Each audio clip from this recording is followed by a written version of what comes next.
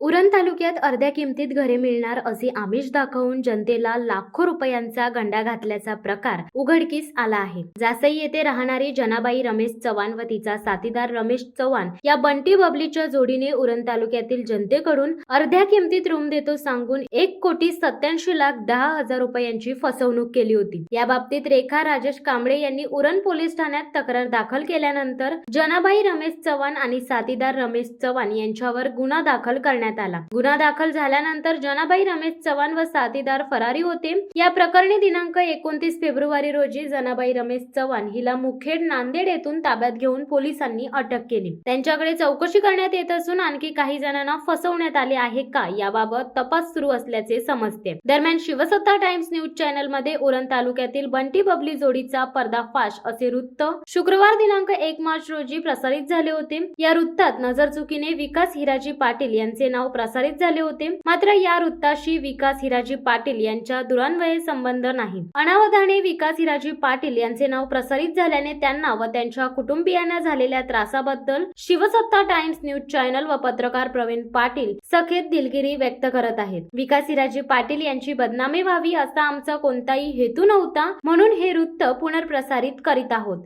शिवसत्ता times साठी प्रवीण पाटील, उरण।